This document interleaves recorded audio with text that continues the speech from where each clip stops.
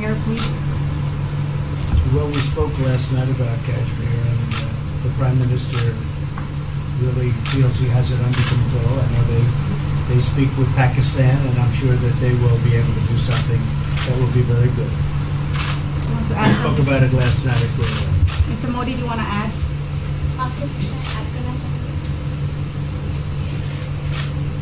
भारत और पाकिस्तान के बीच कई बायलैटरल इश्यूज हैं और पाकिस्तान के प्रधानमंत्री के चुनाव के बाद जब मैंने उनको टेलीफोन किया था तब मैंने उनसे कहा है कि पाकिस्तान को भी गरीबी के खिलाफ लड़ना है, भारत को भी गरीबी के खिलाफ लड़ना है, पाकिस्तान को भी अशिक्षा के खिलाफ लड़ना है, भारत को भी अशिक्षा के खिलाफ लड़ना है, पाकिस्तान को भी बीमारी के खिलाफ लड़ना है, भारत को भी बीमारी के खिलाफ लड़ना है। हम दोनों देश मिलकर के गरीबी के खिलाफ लड़ें, हमारी असुविधाओं के खिलाफ लड़ें और हम मिलकर के दोनों देश की आवाम की भलाई के लिए काम करें। ये संदेश मैंने पाकिस्तान के प्रधानमंत्री जी को भी दिया है और राष्ट्रपति ट्रंप से भी हमेशा हमारे इस बायलैटरल संबंधों के संबंध में बात होती रहती है।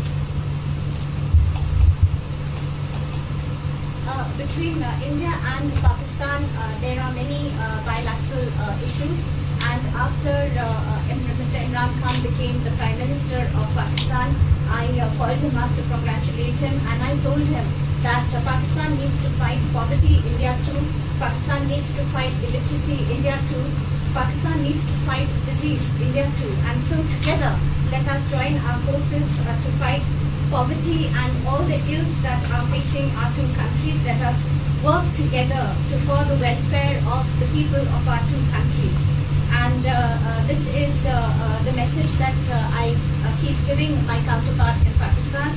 Along with President Trump, we also keep talking about the different bilateral issues between us.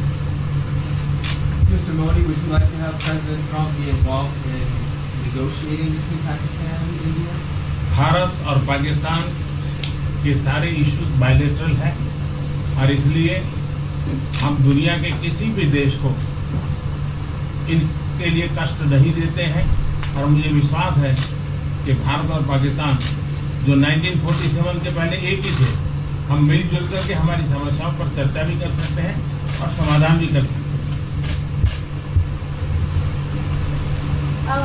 India and Pakistan have all the issues are of bilateral nature, and we do not want to give pains to any country in the world to in fact try to do anything in this, because these issues are bilateral.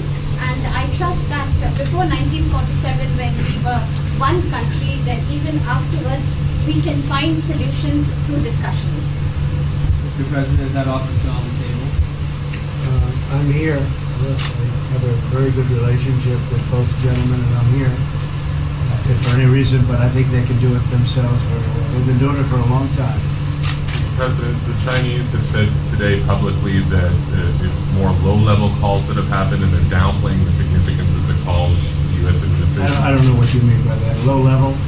The vice premier is low level? I don't think so. What's in your mind, they're low level?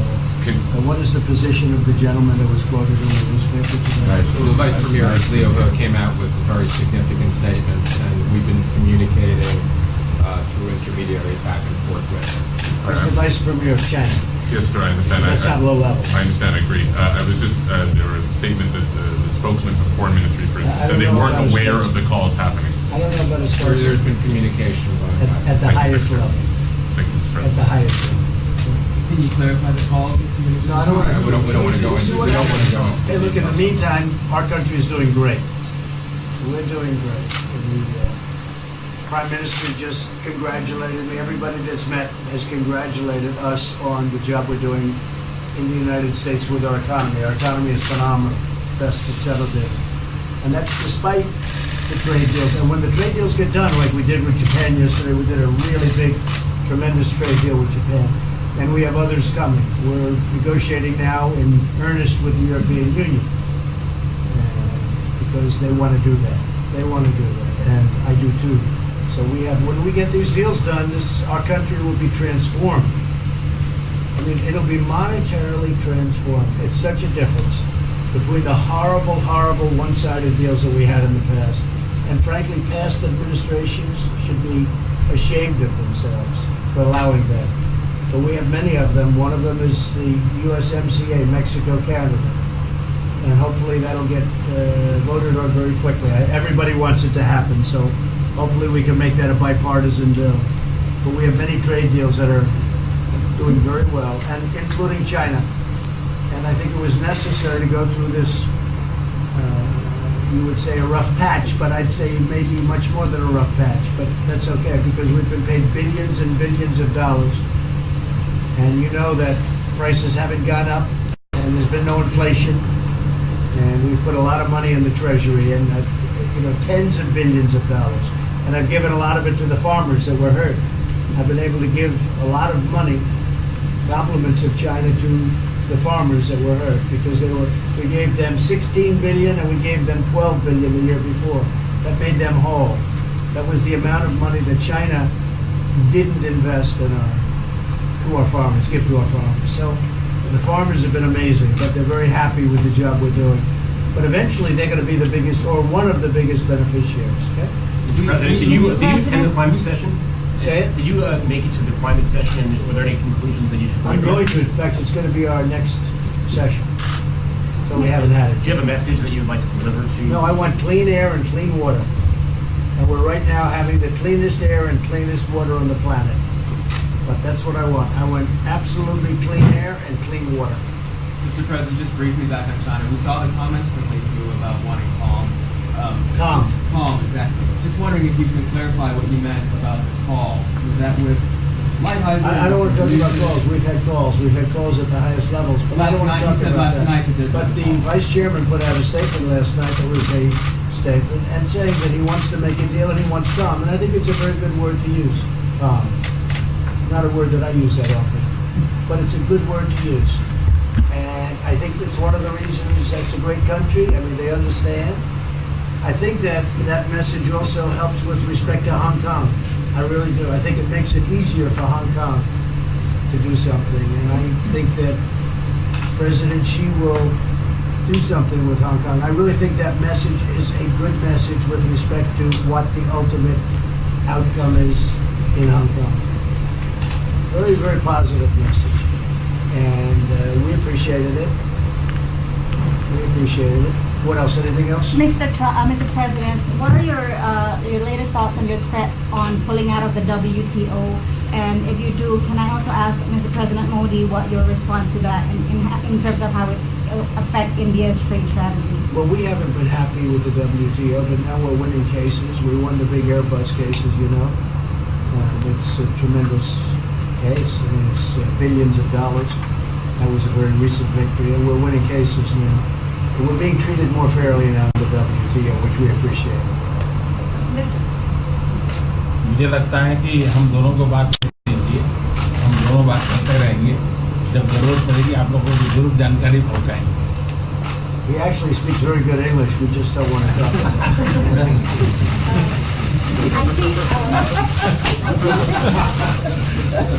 I feel that you should let us discuss these things, and when we feel the need, we will communicate to you.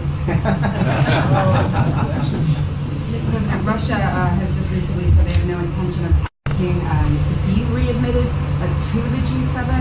However, No, I wouldn't expect they'd ask, because why would he's a proud man. He's done a real job, and why would he ask? No, it's something we discussed, and it's under discussion now. No votes or anything, but I would be inclined to say yes, and so would others, and some probably wouldn't be, but it's just a discussion. No, I would think that he wouldn't do that because he's a proud man. He wouldn't ask, but if something would happen, he would be asked, and I'm sure he would say yes to that. do you have any indication from them that they would accept? No, I think it was a very good discussion. It was the initial discussion, but it was a very good discussion. But I think it would be appropriate. I think it would be good for Russia.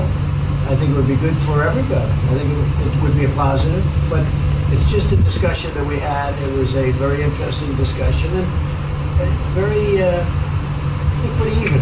I think ultimately people like the idea. Mr. President, what would be your message to the American people in terms of what is your biggest achievement at this G7? Well, we've had a lot of achievements. We have an achievement with Prime Minister Modi because we're doing great trade. We're doing a lot of trade with India. That's an achievement. I think, obviously, the Japan deal is a tremendous achievement because it's one of the biggest trade deals and it affects directly our farmers. Even the fact that he's taking all of the excess corn that China didn't take, hundreds of millions of dollars worth of corn, and he's buying that. Japan is buying all of that corn at a fair price. And, that was great. So that was very important. I also think that unity is very important. We had a very good, despite you read the newspaper stories, the stories bear no resemblance to what's taking place. You saw me with Chancellor Merkel. You saw me with all of them. The relationship is great. We have 7 nations. In addition to that, we have other nations like India and others that came in. Australia came in, Scott. We have a lot of people came in. And I'll tell you that it's been total unity. What would be the area of most unity, There's been no dissension. There's been no fights or arguments. There's been no anything. I mean, there's been great unity here. And honestly, the papers haven't reported how good it's been. So what would be your most common ground? Is it climate change? Is it gender equality? I think we have a lot of things, but I think really the unity, the fact that we're all getting along so well, I think is one of the big takes from this. We really have good relationships, and we're doing a lot about a lot. Okay. Just so we get our reporting right, I'm going to give it one more crack on China. When you were referring earlier to the Buddha statement, which we all saw, did you mean to say that there was also a call last night, or was there not actually a call last night? There were discussions that went back and forth. Let's just leave it at that. Last night, and before last night. Yes. With China? With China, and before last night. Numerous. Look, they want to get something done. I've been saying that for a long reason. And why wouldn't they? They want to get something done. They've lost millions of jobs. Their supply chains are being hurt. And once those supply chains go, you can develop new supply chains. You can't get them back into China. So China is run by really a great leader. I think he's a great leader. He wants to do something. They lost over 3 million jobs in a very short period of time. A lot of companies have left China and they're leaving China. They want to get it done. I knew that. I could have told you that without talking, but we are talking. And would you still like to see U.S. companies leave China? Depends on whether or not we make a deal. If we don't make a deal, I'd like to see them leave China. Absolutely. If we make a deal, I'd like to see them stay there and do a great job. Mr. President, on the Afghanistan peace talks, do you have an updated timeline? Are there any snags? No timeline, whatever it is. We're no rush. I mean, we're there. We're really a peacekeeping force more than anything else, frankly. And so we could win that war in a very short period of time, but I'm not looking to kill 10 million people, okay? And we are working along with the Taliban, with the government, and other people too, and we'll see what happens. No timeline. Thank you very much. We're going to be doing a news conference in a little while. Just one more thing. If you need one, do you need one? I don't think you need one. I mean, I can't imagine any other question. I just want to thank the Prime Minister. He's a great leader right here. Would you allow him to have nuclear weapons? Great election result. Would you allow him to have nuclear weapons, sir? Thank you, press. Thank you, press. Would you allow India to have Thank you, nuclear press. weapons? Thank you. Thank you, press. Thank you, press.